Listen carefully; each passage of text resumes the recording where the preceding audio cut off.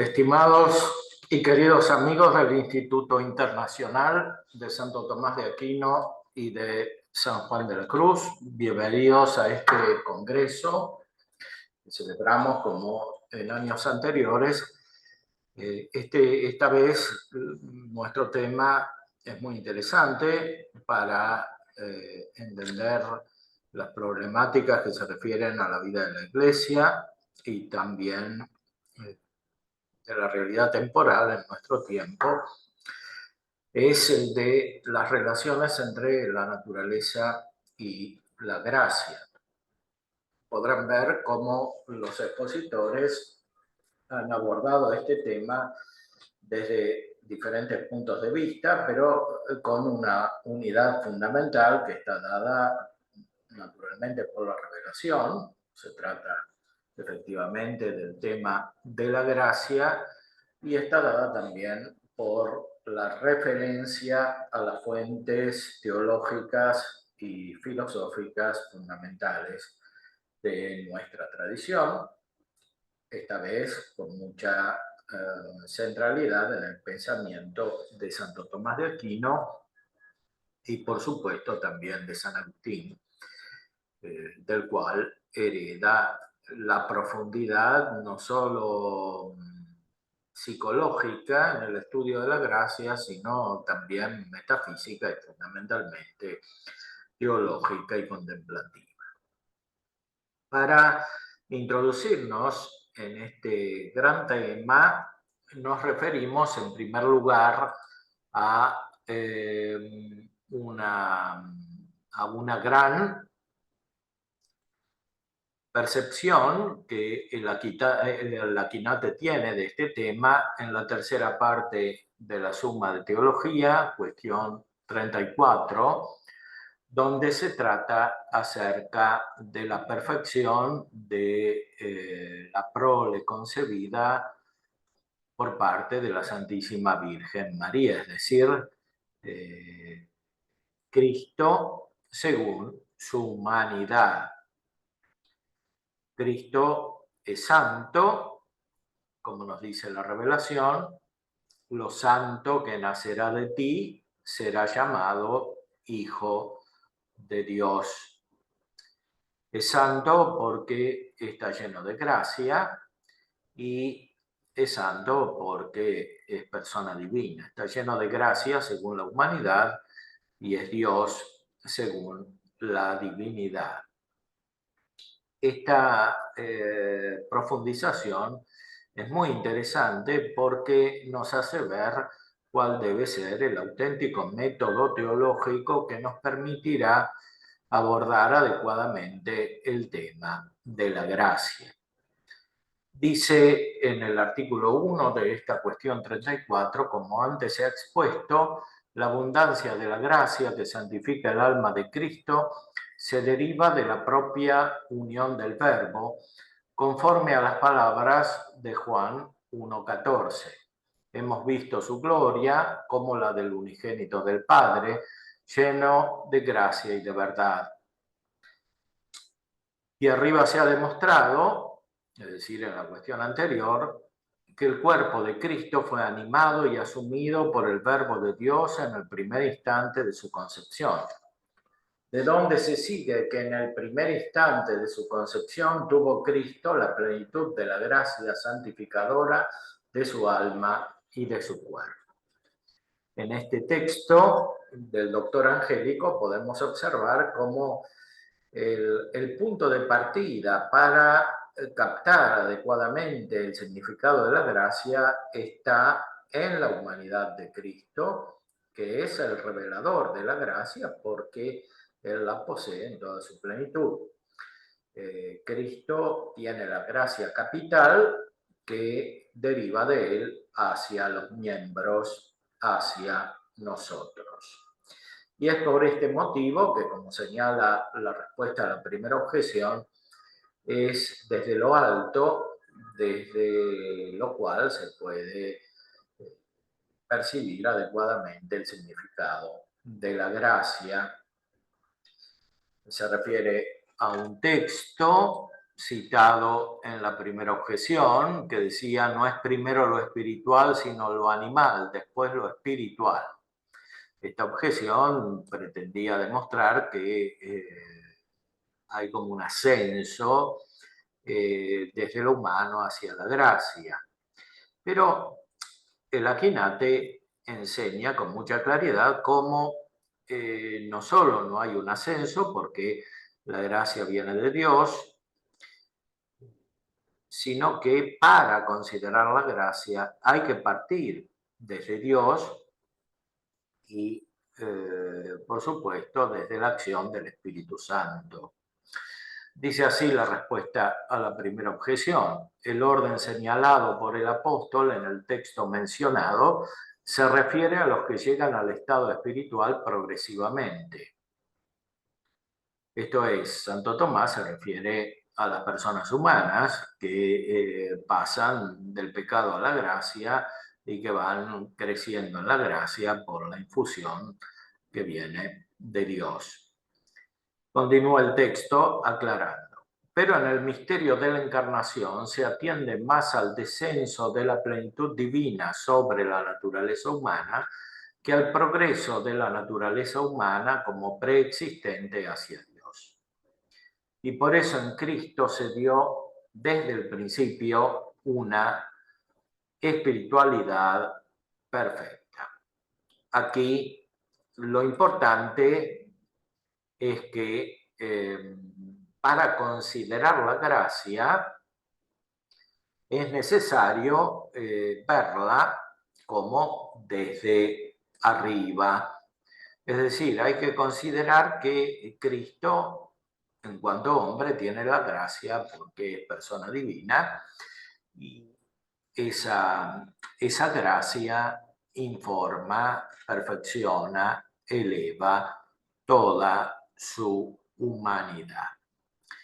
Esta consideración del Akinate respecto del método teológico correcto para considerar la gracia será aplicada de muchas maneras por parte de los expositores de nuestro Congreso.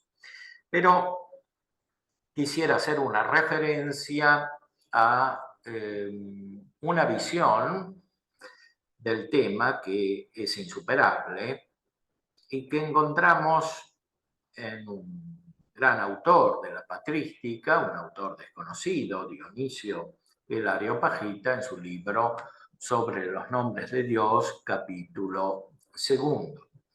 Aquí el Areopagita nos enseña que finalmente la gracia deriva del mismo Dios. Considera en primer lugar la vida trinitaria y en conexión con la vida trinitaria la encarnación del Verbo. Lo podemos encontrar en el punto número 9 de las ediciones corrientes. Ahora bien, Santo Tomás, en su comentario al De Divinis Nominibus de Dionisio de Areopagita, tiene una visión muy profunda de este tema, que es muy útil observar porque probablemente Dionisio es el primero en la historia de la teología que se refiere a lo sobrenatural. Explícitamente utiliza la palabra hiperfios y otras sinónimas como superesencial, etcétera, o supersubstancial. Santo Tomás se apoya directamente sobre esta terminología que encuentra en Dionisio tan claramente expresada y la desarrolla de muchas maneras en sus obras, donde permanentemente utiliza el término supernaturalis. Acerca de esto ha habido diversas confusiones, especialmente durante el siglo XX, que esperemos sean aclaradas también en las conferencias siguientes. Pero ahora quisiera centrarme en el análisis de este texto de Dionisio, pero incluso lo más claro de toda teología, la encarnación de Jesús, Es algo totalmente inexplicable e incomprensible a todo entendimiento, incluso al más importante y primero de los ángeles. Pero hemos aceptado místicamente el que tomase la naturaleza humana, aunque no entendemos cómo se pudo formar de una sangre virginal por una ley distinta de la natural, y cómo había podido caminar con sus pies secos, que tienen peso corporal y material, sobre el elemento líquido e inestable, y todo lo demás que es propio de la naturaleza sobrenatural de Jesús. Aquí el punto de partida es el misterio evangélico. La vida de Jesús, la vida humana de Jesús, el Verbo encarnado, es por sí misteriosa.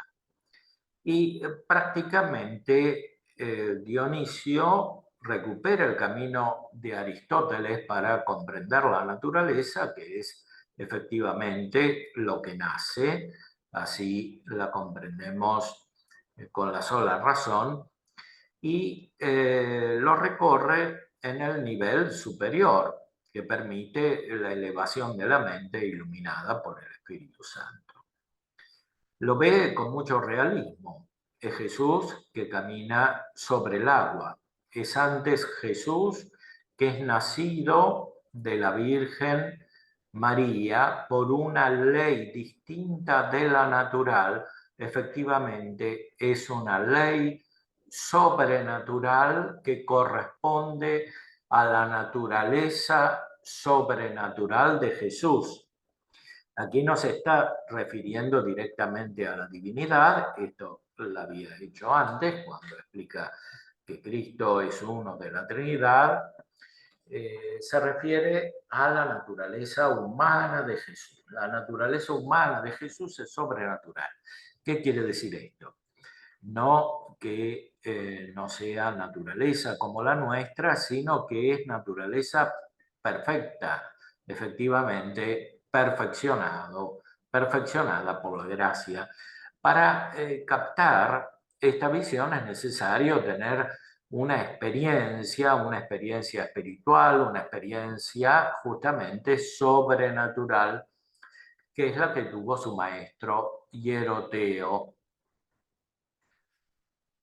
Él lo tomó o de los santos teólogos o hizo un compendio de la investigación científica de las Sagradas Escrituras que había logrado después de gran trabajo y ejercicio sobre ellas. O incluso tuvo una inspiración más divina, no solo aprendiendo, sino a la vez experimentando, padeciendo lo divino. Y también por su connaturalidad hacia estas cosas. Es la famosa frase monon mathon alakai tatheia pathon, non solum dicens sed et patiens divina. Y continúa, pues si se puede hablar así, tenía cierta predisposición para conseguir la utilidad y la fe mística inexplicable de ella.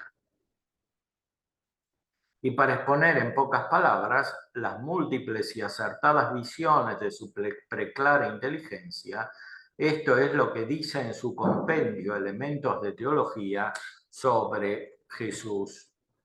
La divinidad del Hijo, causa y perfección de todo, es la que conserva las partes en armonía con el todo, y no siendo ni parte ni todo, y siendo parte y todo, pues comprende totalmente la parte y el todo en sí misma y lo tiene de manera eminente y anteriormente, es perfección de lo imperfecto, pues es principio de perfección y es a su vez imperfecta en las cosas perfectas, pues es perfecta de manera eminente y anteriormente, es forma informante en las cosas informes, pues es principio formal y a su vez informe en las formas, ya que está por encima de toda forma, ser que está sobre todo ser sin contaminarse y sobre esencialmente diferente de todo ser.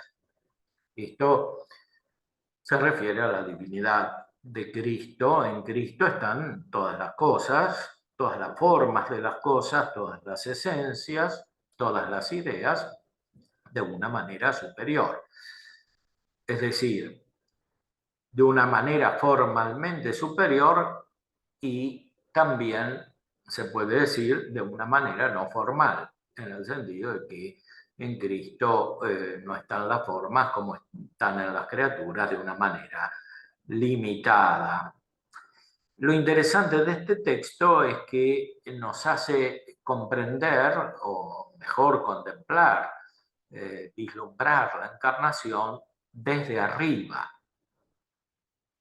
En efecto, de forma sobrenatural, dice, posee lo sobrenatural. De forma trascendente, posee lo trascendente. Es decir, lo sobrenatural nace de la divinidad de Cristo, que posee todo en modo superior. Lo que posee de esta manera trascendente se manifiesta en la misma naturaleza humana por una ley superior. Naturaleza que nace de una manera superior. Y por eso es una naturaleza sobrenatural. Continúa Dionisio. Por eso, ya que por amor al hombre tomó su naturaleza, realmente se encarnó y el Dios Supremo se hizo llamar hombre. Nos serviría de contento el celebrar con reverencia nosotros lo que excede nuestro entendimiento y razón, pues incluso en estas condiciones sigue manteniendo lo sobrenatural y sobreesencial, pues esencialmente no solo se hizo uno con nosotros, sin dejar de ser lo que era y sin mezcla alguna, sin sufrir menoscabo alguno de su sobreabundancia por causa de su inefable anonadamiento, sino también porque lo más maravilloso de todo estaba en nuestra naturaleza física de forma sobrenatural y teniendo de forma eminente todas las cosas nuestras de manera superior a nosotros y siendo por nosotros supraesencia de nuestra esencia. Es decir, según Dionisio, Cristo efectivamente tiene nuestra misma naturaleza, pero la tiene de una manera superior y perfecta. Y por eso está en condiciones de perfeccionarnos a nosotros, haciéndonos hijos de Dios. Anteriormente se había referido a la gracia como la condición filial y también como la condición paternal, decía en el número 8, pero todo lo que nosotros podemos conseguir con nuestro entendimiento llega hasta aquí, que no solo a nosotros, sino también a los poderes supracelestes nos ha comunicado toda paternidad y filiación divinas, el principio de paternidad y filiación que está por encima de todo y por el cual las almas divinizadas son y se les llama dioses, hijos de dioses y padres de dioses. Evidentemente, tal paternidad y filiación se realiza espiritualmente, es decir, es incorpórea, inmaterial, espiritual. Se debe al Espíritu Divino, que está por encima de toda inmaterialidad y divinización pensables, y también al Padre y al Hijo, que trascienden toda paternidad y filiación divinas. Este texto es profundísimo en su contemplación porque nos explica cómo finalmente la gracia es comunicación de la vida trinitaria. Por eso la gracia produce paternidad espiritual y la gracia también produce filiación espiritual en una unión que corresponde a la acción del Espíritu Santo. Esto nos llega a nosotros justamente por la acción del Espíritu Santo, que en primer lugar obra en la humanidad de Cristo y después obra en nosotros que estamos unidos a esa humanidad. Santo Tomás, en el comentario al libro de los nombres de Dios, que ha sido recientemente traducido al castellano, se publicó este año, 2023, en una gran edición. En la lección quinta del comentario al capítulo segundo nos ilumina acerca de esta condición sobrenatural. Es un tema muy importante porque Santo Tomás encuentra en Dionisio, como decíamos, una gran fuente de inspiración. Y para entender en profundidad lo que dice Santo Tomás, no hay que proceder solo de una manera psicológica, como si fuera de abajo hacia arriba, para entender una condición superior, sino que hay que verlo como Dionisio mismo lo ve y cómo Dionisio ayuda a comprenderlo en Santo Tomás. Veamos algunos ejemplos de la explicación que Santo Tomás hace de estos textos.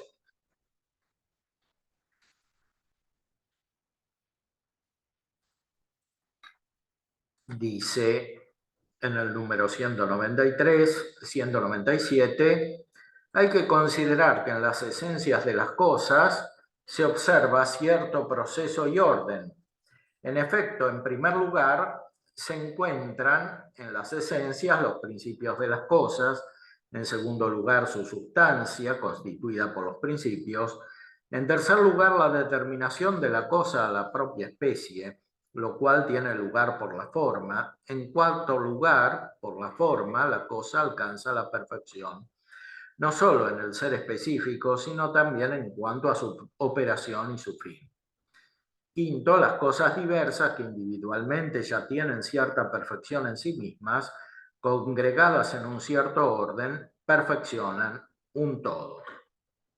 Así pues, Hieroteo pasa a mostrar la causalidad divina de la divinidad de Cristo, siguiendo un camino inverso por vía de resolución, comenzando desde el todo, y dice que la divinidad de Jesús conserva las partes en consonancia, es decir, proporcionadas a la totalidad, en lo cual consiste la perfección del todo. Dicha divinidad no es la parte ni el todo, y al mismo tiempo es el todo y la parte. La divinidad de Cristo es el todo y la parte tal como es en sí misma, y no de forma dividida, sino abarcando al mismo tiempo la parte y el todo de todas las cosas, ya que cualquier realidad que sea propia de la perfección de cualquier todo o parte preexiste toda en Dios. Pero no es ni el todo ni la parte, porque no posee la perfección del todo y de la parte del mismo modo en que la poseen el todo y la parte, sino de manera supereminente y anterior. En este texto, Santo Tomás muestra la comprensión, la contemplación de la divinidad de Cristo como fuente de toda la realidad. Es interesante notar la inversión del método que Santo Tomás subraya entre la filosofía y la teología. La filosofía parte de los elementos para elevarse al todo. En cambio, la teología, como en un camino inverso, retrogirando, dice en latín, per viam resolutionis, comienza desde el todo y desciende hacia los elementos, hacia las partes. Efectivamente, en la divinidad de Cristo se encuentran, como ya indicamos, todas las formas de una manera superior y no creada. Ahora, es interesante notarlo, la consideración específicamente cristológica en lo que se refiere a la humanidad